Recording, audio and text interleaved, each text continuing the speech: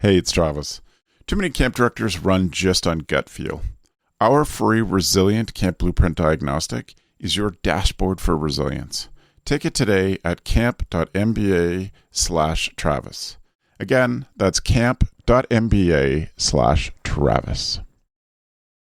How often do you, as a camp pro, hear people say, but we've always done it this way?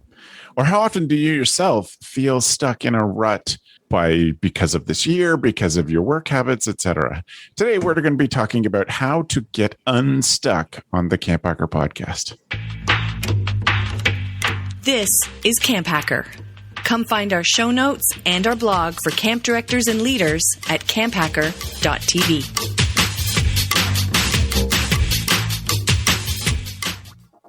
This episode of the CampHacker podcast is brought to you by UltraCamp. Wouldn't it be refreshing if your registration software gave you more time? With UltraCamp, you can track attendance, manage staff applications, streamline registration, and much more. Get back the time you need to focus on what's really important, camp. Find out more at summercampsoftware.com/camphacker.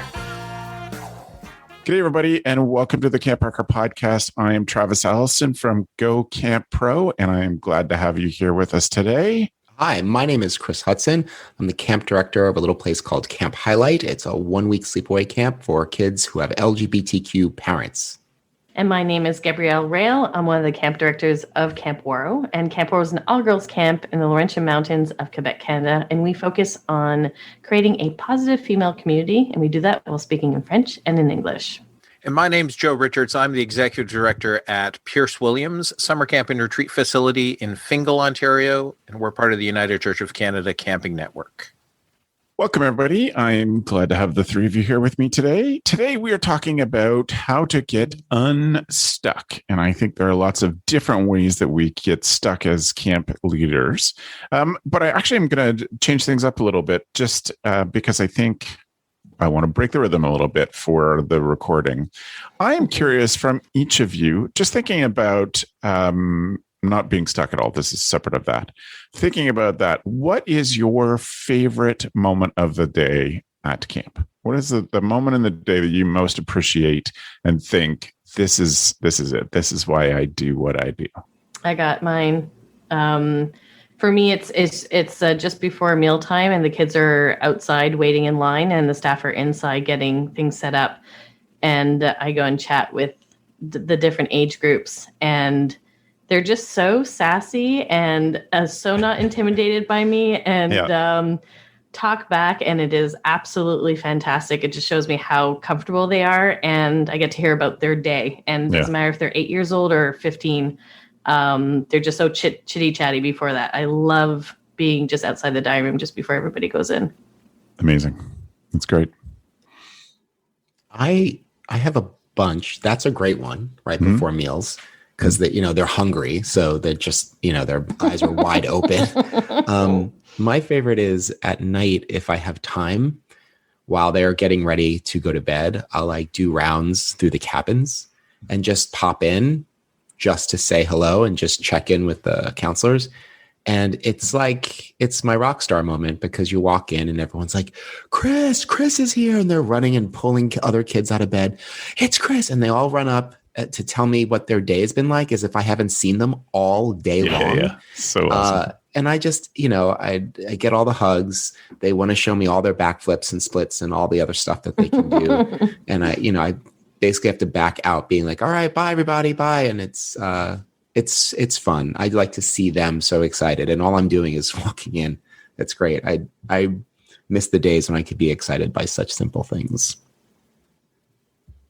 Yeah, I like the term rock star moment. My favorite part of the day is chapel because that's the one part of the day that I dedicate to being with campers. I'm not at camp in the evenings, which might sound weird to some people, but I have a camp director and I have a leadership team and I leave that to them. That's their time. And I don't always eat in the dining hall because I eat a different menu than camp serves. And so chapel time is the one time during the day where I play guitar. And so the funny thing is a lot of kids have this like, oh, this is Joe when he plays guitar at chapel. And they think that's what I do. And that's Joe's job. That's Joe's job. Joe plays guitar at chapel, and that's how they'll introduce me to their parents on Friday. They're like, "This is Joe. He plays guitar at chapel," and their parents are like, give this weird look, like, and does like camp stuff. But that is it's my favorite moment because I've just made it so that's to interrupt that time would have to take something dramatic. Like a health inspector or a labor inspector. But, even if there's a sewage problem at that moment in time, I have a maintenance guy who can deal with that. I need to go play guitar at chapel. And I love the same thing. Kids share their day so far and staff member, right? It's just a great time to interact. It's my favorite part. That's awesome. And I think for me, I'm not a morning person, but I would train myself to get up early in the morning so I could have some time by myself, usually go for a walk, take the dogs. And I would go back into the woods, not around the part of camp that gets used a lot. But it was always fun to be walking back at right as all the cabins are waking up and hear all the cabins. And sometimes you hear counselors that just have that extra special wake up that's just so kind, and they're singing, and the kids are joining in. You hear people out on the porches of their cabins urging others to hurry up and stuff. And I just love that moment of camp waking up. It's such a fun place to be. Well, thank you. I wanted to feel camp before we got talking about camp. And so I'm grateful to the three of you for that. Thank you. So what do we do when we're stuck? We picked this topic today because I think that a lot of us feel stuck. We're recording this in the middle of February 2021. And hopefully somebody listens to this in the future and says, "Oh, I remember that time." I know that a lot of camp directors are feeling that they just don't know how to proceed, that there's so many things holding them back. And we wanted to see if we could talk about how to get out of that. But there are other moments of camp, even before a COVID year, that the camps get really stuck, or people get stuck in their work, in the way they do things, and need to shake that up. So, I think we've done a pretty good job this year in the CampHacker podcast talking about ways to get yourself mentally prepared, or to encourage yourself to dig a little deeper and prepare for lots of different things. But there is an overwhelming feeling of, I'm just waiting at this point. And I wonder for you, Gab, when you feel like things are a little beyond what you can do, what are you doing inside yourself or working on, et cetera, just to get past, that stuck feeling that's going on right now? Acknowledge that I am stuck is the first step. I think sometimes I work on a problem and I can't get past it, and I keep working and it's almost like I'm hitting into a brick wall, and I realize eventually, oh, I'm stuck. And then it's sort of asking, why am I stuck? Is there certain questions that pop up, such as, I don't have the finances to do something. Staff members there won't be a buy-in between staff members or campers. What is that thing that is keeping me in that spot? And then I tend to problem solve with somebody else from the outside of my brain, not the many people in my brain that have lots of opinions. So somebody outside my brain, I process with them. But I think that the first piece or the second piece of why you're stuck is important, because it can apply to so many things. I think I look at camps and all the awesome things that we do at camp, but we don't necessarily share how we do that online.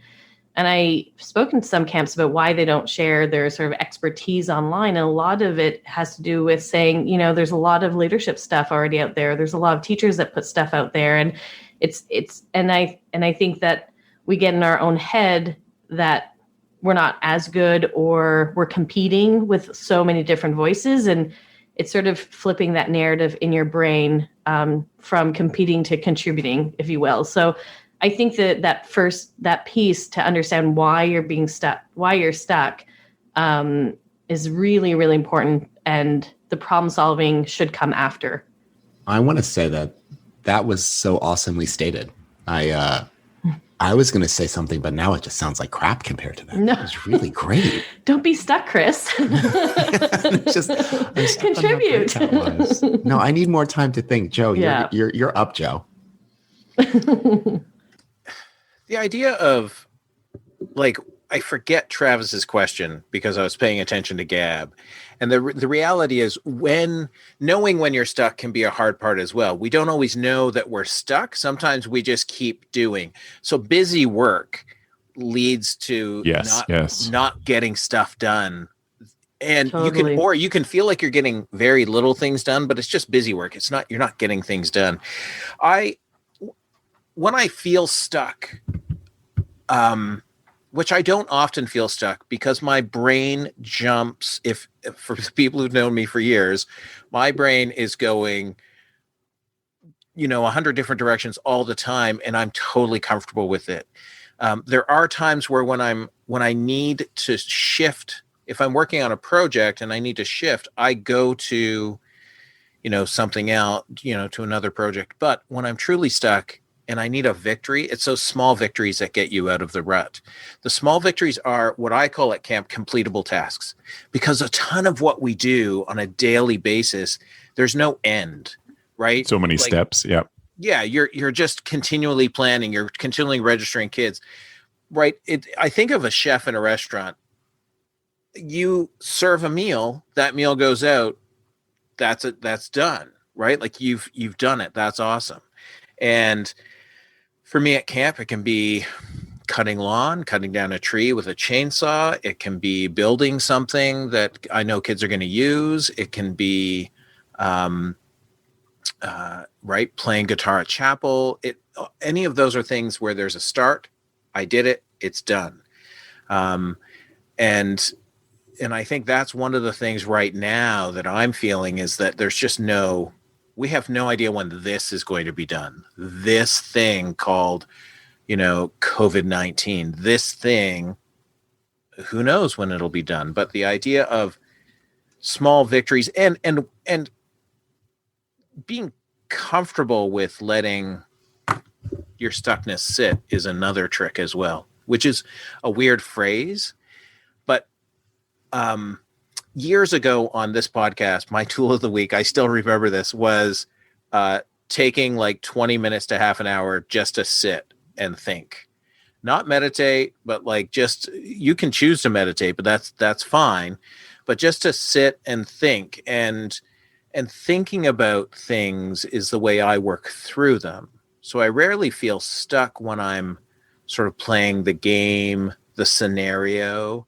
I use the word play a lot. Like what we're doing right now is we're just playing with money. We're trying to find money so that we don't go out of business, right? So we're just playing with, okay, well, where's that money coming from? From donors, from government, from services, and how do I best use that money? And that's just part of my themes when I do strengths training stuff. Is strategic is my number one theme in the Gallup strengths stuff. And so for me, it's just like, great, well, where do we go from here? So getting stuck is and I said it either last week or a couple of weeks ago, I said the phrase that, we've always done it that way are the final words of a dying church. That is what the words are. So if that's what gets us stuck as camp, you need to be really careful. That was also really great. Wow. Thanks. Everyone's just firing 100% tonight. I love it. When I think of being stuck, I think of being stuck creatively at camp as far as programmatically and writing. Like we write, Camp Highlight, we write everything out. The kids are always stunned when they grow up and want to work there, that it's like a real monumental script for every single thing that happens. Not necessarily word for word, but minute by minute, you could look at a document and be like, this is where everybody is, and this is what everybody's doing, and this is what everybody's saying. And so from year to year, we do the cut, paste, and tweak. We're like, okay, well, this is what we did last year. And I am let me be honest on this podcast. I am a rigid person. I'm very much like, once I get something the way that I want it, be like, wouldn't it just be great if it's this way all the time? Like, why mess with the formula? But also there's the other part of me that loves chaos, especially when it comes to entertainment. And, I'm in the entertainment field, right? So I really challenge myself and the team to come up with twists on everything that is happening, right? Everything that we normally do. Outside of the basics, like we don't want twists around like meals necessarily or bedtime. Like, it's not a twist like, yeah, everyone switch cabins or bunks. Like, no, that's a ridiculous. We don't need chaos there. But I challenge the team to be like, let's come up with a new way to do game show night. Like they've done it and be like, well, they really loved it. I know they loved it, but they didn't love it until they loved it, right? They didn't love it until we presented it to them the first time. So think about how much they'll love something the next thing that we present to them. How to get unstuck? Like, how do I actually get there? I'll be honest. Every year I'm like, let's just start from scratch.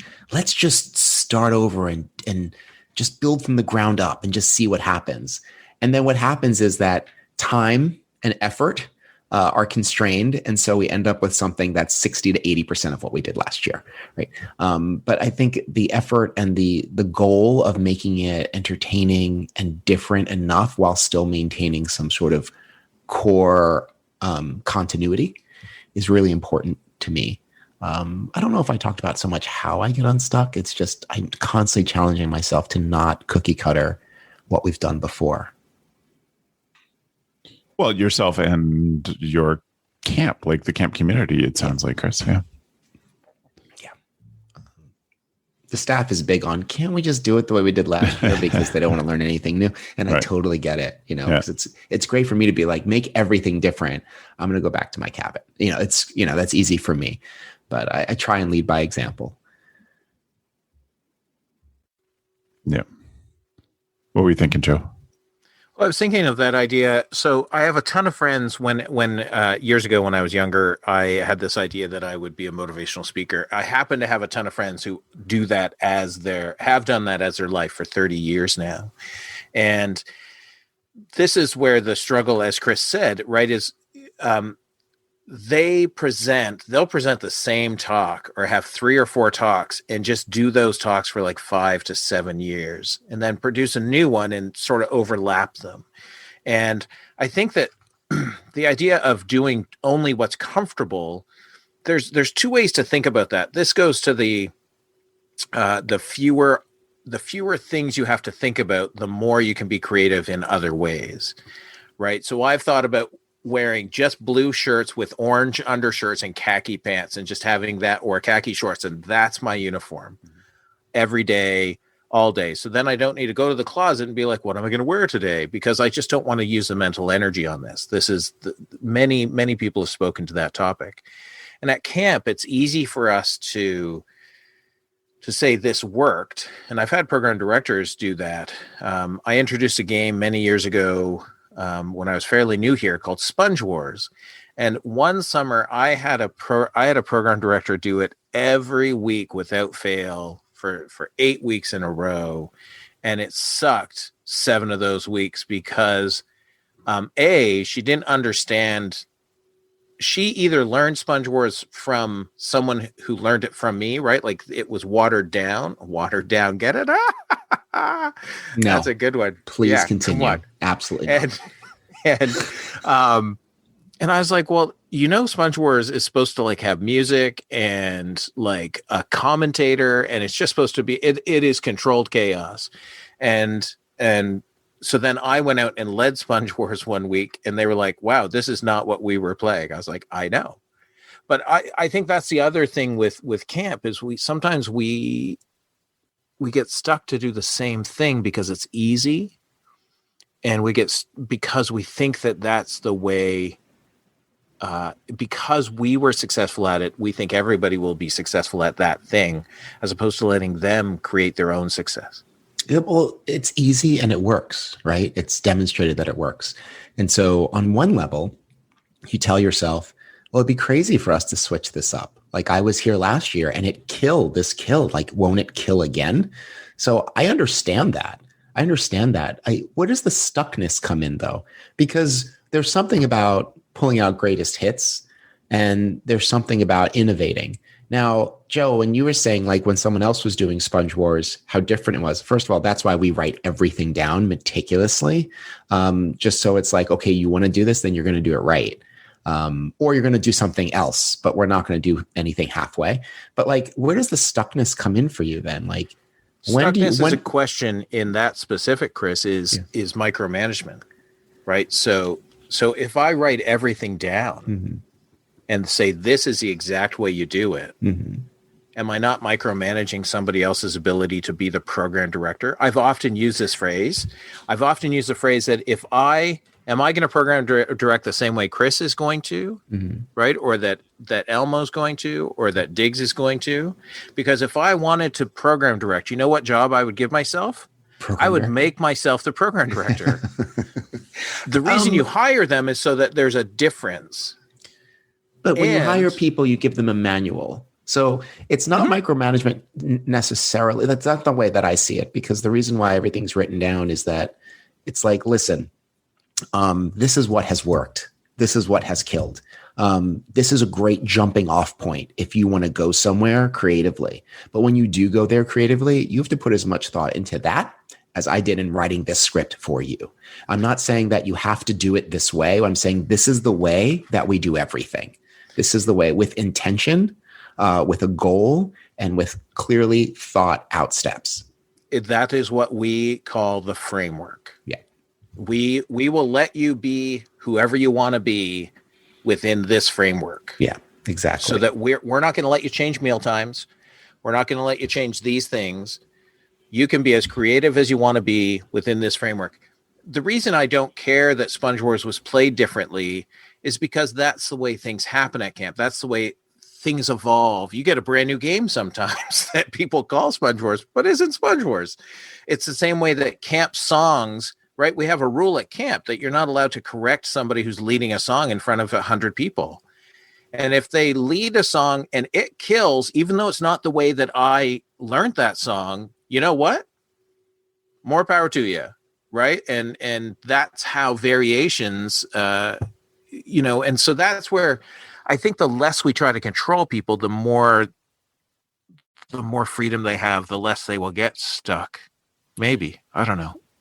I think that's a personality thing, though, Joe. Like, you hate the rigidity. You would hate that rigidity imposed on you, so you don't impose it on others. Other people would be like, where are the guardrails? Like, if I have the guardrails, I can be creative within the guardrails. And I can be more creative because I know what the edges of this are. So, Gab, how do you encourage creativity, unstuckness? How do you encourage your staff in their jobs to get out of a rut, etc.? I think the philosophy that is very transparent within our organization, especially since it's been around for such a long time, is two things. Is one that we're building off of the shoulders of the people that came before us. Meaning everything that we do, we need to evaluate and see, do we change it or do we keep it similar? But the goal is that because of the work that came before us, we can do better. And that's imposed, and not imposed, but that is part of our philosophy. And I see that with my leadership team, and I see that with my staff, and they understand that. And it's a sense of excitement. It's exciting to see what you can build on. And I think in camps, there's so many things that you can work on that can create a sense of being stuck, especially if you're coming into an organization in the first couple of years. You might see right when you enter the amount of things that you might need to change, and it can be daunting. And where do you start? And if you do bit by bit, I find that to be helpful. So one, we try to make everything better. Always. And two, part of our history is change. And that goes with the first piece. So it is about looking at our end goal and seeing, is there a different path that we should be taking this year? and what could that be? But I think to what Chris and Joe were speaking about, if you have too many things on your plate, if you're not excited about it, if you're doing busy work to maybe not leave room for those conversations, that creativity, that play, it's really difficult to explore those other paths.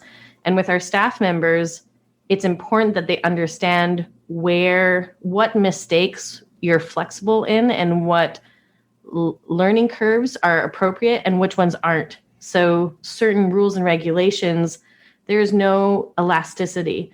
But I'm very comfortable with somebody that's trying on stage, teaching a song, failing miserably, and debriefing afterwards and saying, "Okay, tomorrow you're doing it again, and let's do this the way that I know you can," and supporting them. And I'm very, very fine with that. So they understand. I hope that trying is celebrated, and that mistakes is the way that we need to. That's how we evolve. If they're afraid to try, then we're never going to evolve as an organization. And yes, so for my staff, I think that's what I try to focus on.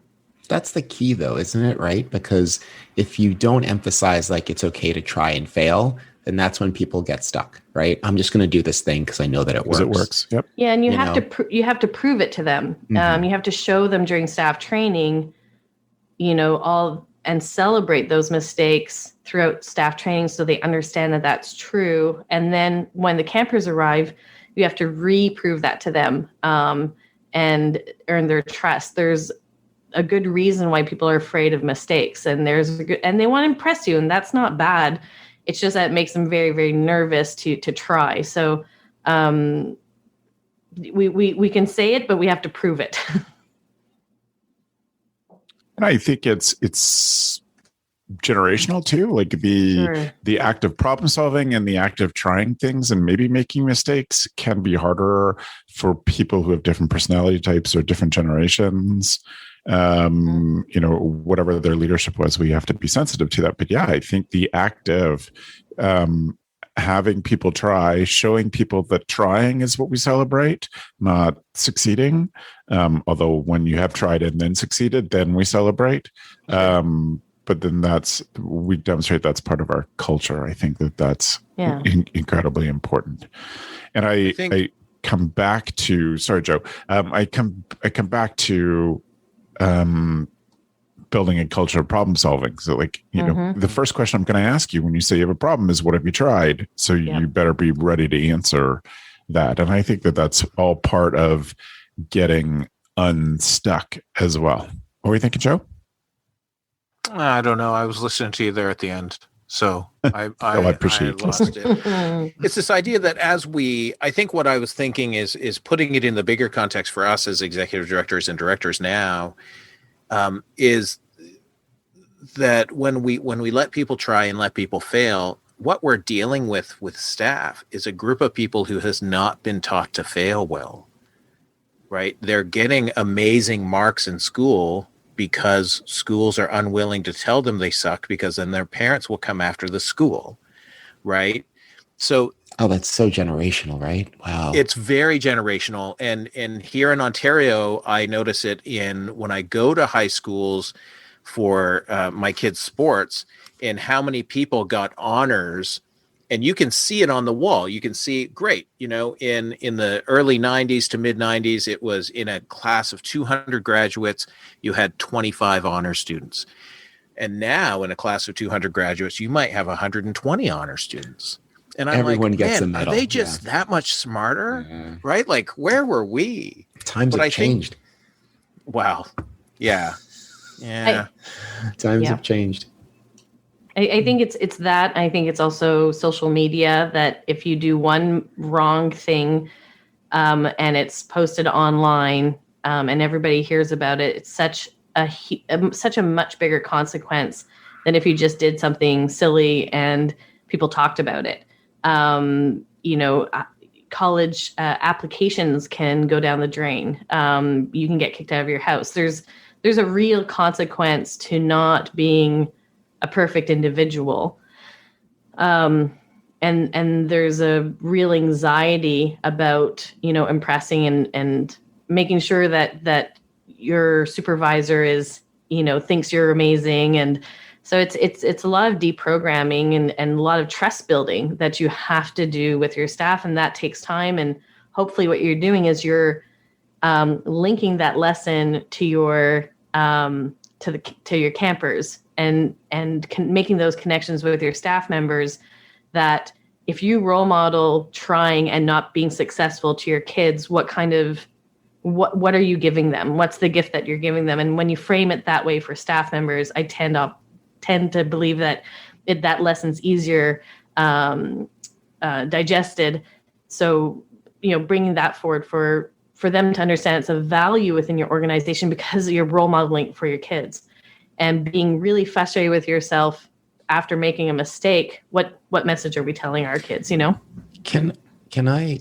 Because I feel like we're veering off the topic. I want to drag us back because I feel like we are talking about young people. Like we're talking about young people at camp trying new things and the difficulties. But if we're talking about being stuck in doing things the old way, because I think about our older staff who have either been with us for a very long time or just in themselves, like in their 60s or whatever. And and you can't tell them anything, like you just can't tell them anything because like not only has this worked, it's worked for them for decades. And then here I come, so much younger, talking about, well, actually, no, we have to do this the other way. So I think that's actually a really different problem than getting young people to step up to the plate, because I think we've had that conversation before on this podcast. So what do we do with our other staff who either are older or have been with us for so long? Like, how do we make them unstuck? That's a question I'm asking because I'm asking for a friend. Just kidding. The friend is me. Tell me. Yes. So but that's how we've always done it, crowd. Yeah. Yeah.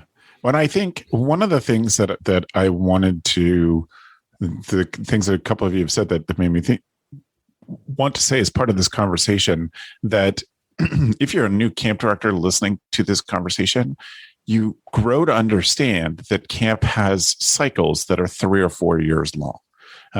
At that point, kid that's been there for 4 years, they are either too young to remember the thing that happened 4 years, or they're a kid and 1.5 million things have happened since that great program night those many years ago.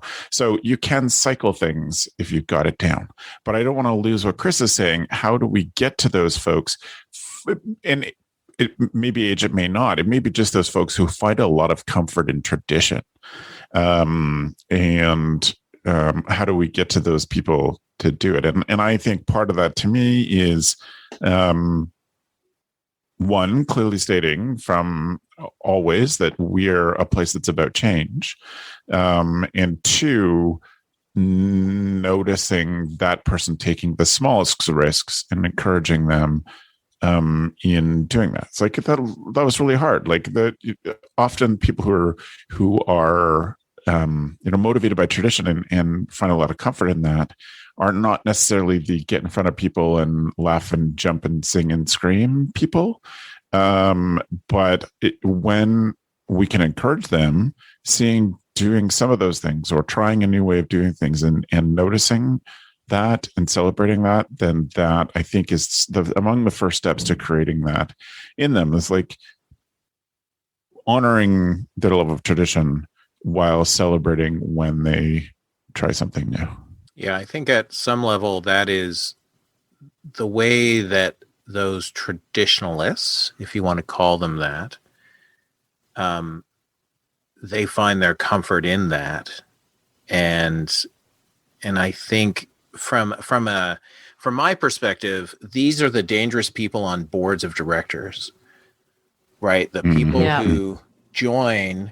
Always. Years ago, I did some work for a camp here in Ontario who had a group of 4, because the board didn't have a great selection process.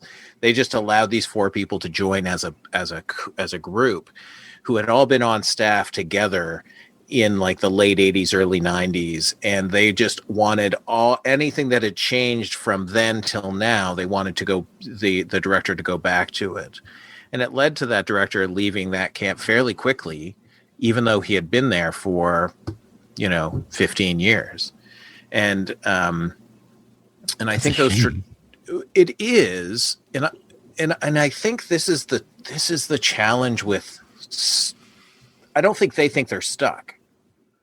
I think they think they're trying to bring back glory days. But what we realize the longer we're in camping is every summer is a glory day to somebody, right? Like, and that's where you let. Chris, I can't tell you the numbers of times I've said to somebody, they've come with an idea. So remember, they're working within our framework. My framework is not written out as stringently as yours framework, but it's a framework. And they're like, well, I would like to change this thing that we do. And I will say, oh, well, we tried that, 7 or 8 years ago, and here are the challenges we had, and that's why we do it this way now. And they'll say, well, I think I can, it won't happen to me. And there's a time where you as someone in charge, you just need to let it happen. You need to let them fail.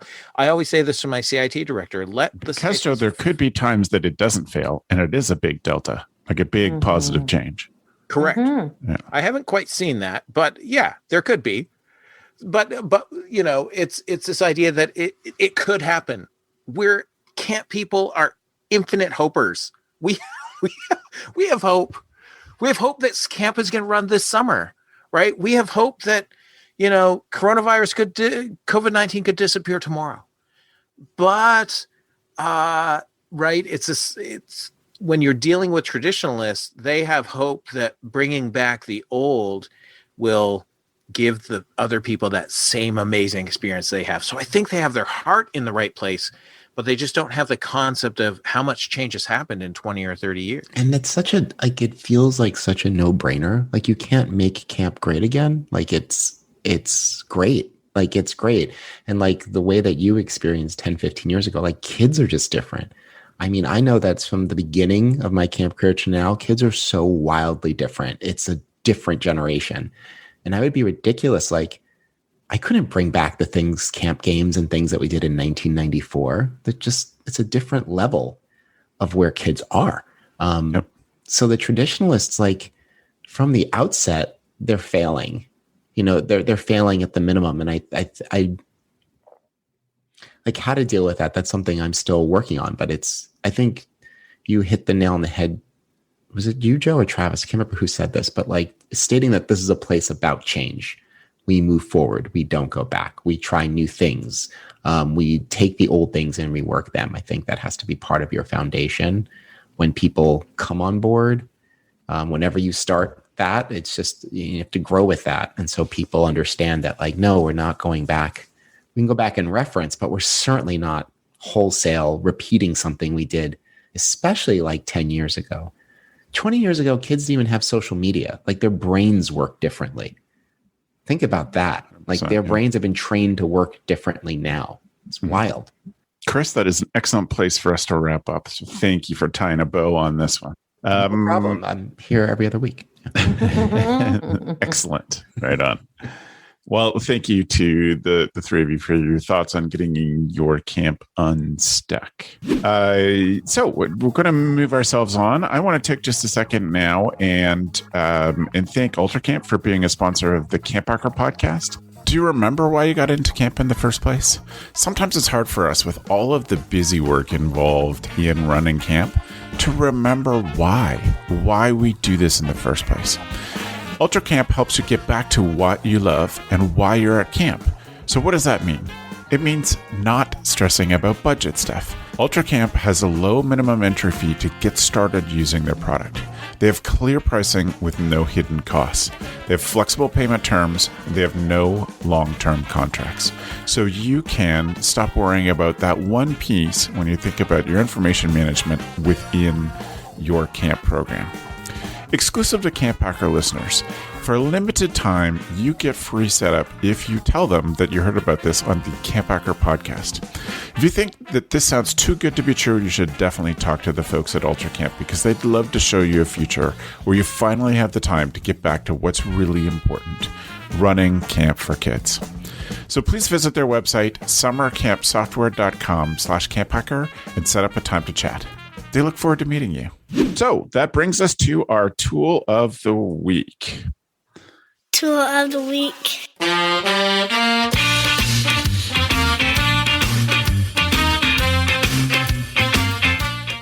When people come on the show, we ask them to bring something to share with you, our listeners and watchers, that makes them be a better camp director.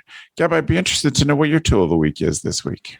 My tool of the week is blue light glasses that block blue light from your screens. I thought this was a hoax. I didn't think this actually worked. I just thought it was the thing that came up and it was a scam pretty much. I was getting vicious headaches. And so Jackie, my mother, decided I'm going to buy, this is ridiculous. I'm buying you these glasses. And it has made a world of difference. I have 2 pairs now.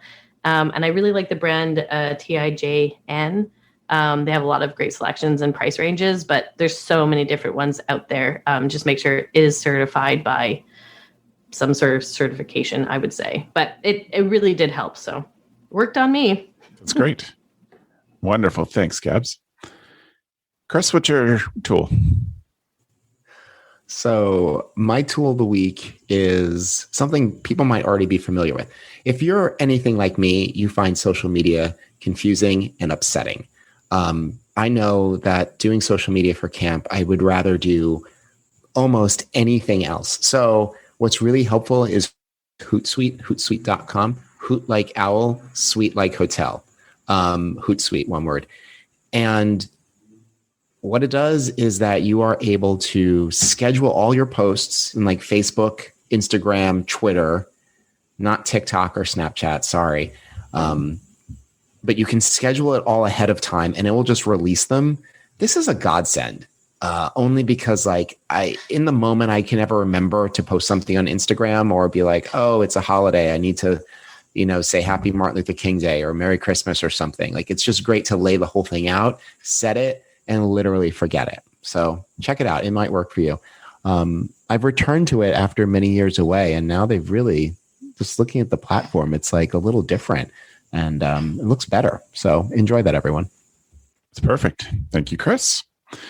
My tool of the week is something that I've got a lot of use out of this winter, especially since we got a dog. Although I actually purchased these, the original set of these I purchased when we were living at camp full time. And they are little slip-on grippers for your boots on ice called Yak Tracks. And I bought them because I spent a couple of winters by myself at camp when we would have ice storms, and it was just impossible to safely get around. And I now use them when I walk the dog. And I've experimented with lots of different kinds of these, kind of went through an Amazon list of different ones, because the ones that I like the best are called Yak Tracks. They are basically a rubber framework that slides over your boots, and that the rubber straps are wrapped in metal, and that metal will dig into the snow or ice when you're doing it. You can get ones that look like sports cleats. You can get ones that are like crampons and way too intense for what I need just for getting around camp from building to building or daily walking the dog.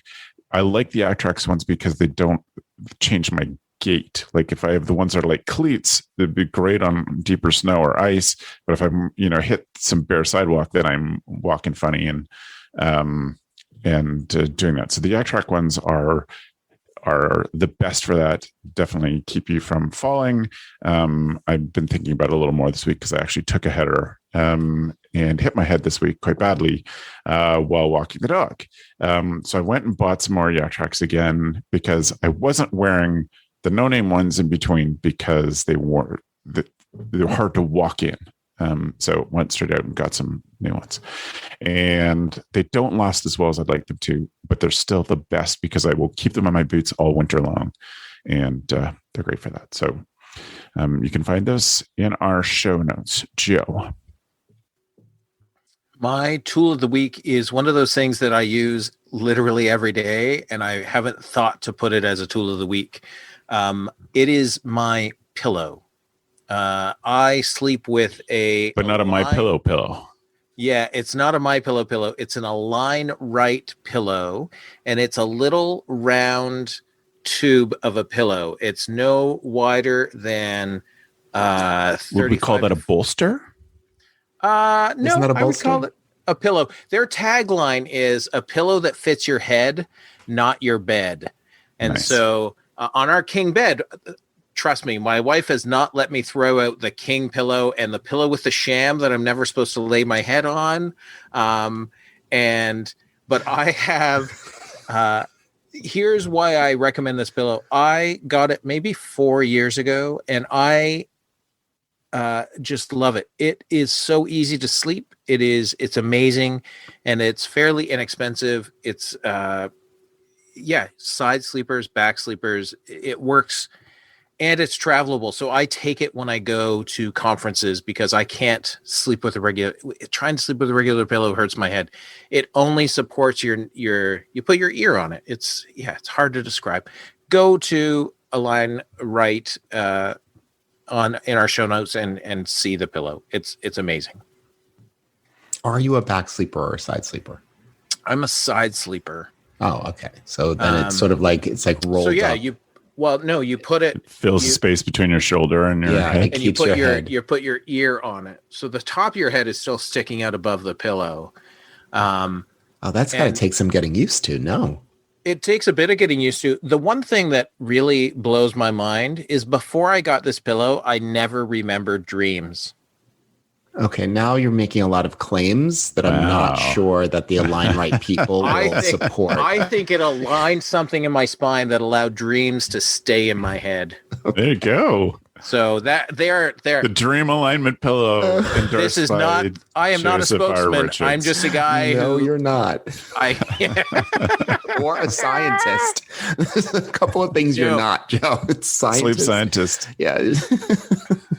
Excellent. Well, thank you all for your tools. Okay, if people want to follow up with you, Gab, where can they get in touch with you? They can check out where I work at waro.com, ouareau.com, and they can contact me at info@waro.com, and they can also follow me on Instagram at Gabrielle Rail, and Rail takes 2 L's. That's excellent. Thanks for being here, Gab. Thanks. Joe, how about you? If people want to reach out, the easiest way is just to email me at camp, joe@campisbetter.com. You can find out all about Pierce Williams at campisbetter.com. And you can find some weird stuff at yoyojoe.com, yoyojoe.com. Excellent. Thank you for your weird stuff, Joe. And you can look for my new TikToks. Woo! If you can find me on TikTok, you can see the weird also, stuff. Yo-Yo Joe? No, I'm not going to tell you what I am on TikTok. You're going to have to search for it. Which is weird because one episode you gave out your phone number, but now you're being weird about your TikTok handle. I'll give out my phone number again, 519-636-4285. Call me if you want to talk. Not my TikTok handle, though. Mercy. Okay. Hi. Okay. Hey everyone, if you want to check out, want to learn more about Camp Highlight, you can check us out, camphighlight.com, or on Instagram at Camp Highlight. You can find me on Instagram at PlanetChris1, and you can slide into my DMs. I will respond to you. Or you can just email me if you want to be an old, and that's at chris@camphighlight.com. Excellent. Well, thank you to the three of you once again for the show. If you want to find our show notes, please go to camphacker.tv/podcast. And look forward to sharing all of that stuff there. You can find this and previous episodes at camphacker.tv/podcast. If you have questions or show ideas or things that we need to cover on the Camp Hacker show, please email me, travis@gocamp.pro. Thanks for the evening, friends. The Camp Hacker podcast is brought to you by Beth and Travis Allison, summer camp leadership training and marketing consultants. Thanks for listening. Hey Camp Bros, we love that our industry is built on sharing. In order to foster that spirit, we hope that whenever you share an idea that you learned from the Camp Hacker podcast, conference, summer camp professionals group, or wherever else, that you're quick to give credit where credit is due. That way, we can all encourage more camp pros to share the tips and tricks that will make camp better. Hey, it's Travis. Camp directors often tell me they're just too tired to take on anything new. That's exactly why my free Resilient Camp Blueprint Diagnostic exists. It doesn't add work, it shows you progress. Quick, free, repeatable, you'll know if your systems are paying off without the guesswork. Try it today at camp.mba/Travis. That's camp.mba/Travis.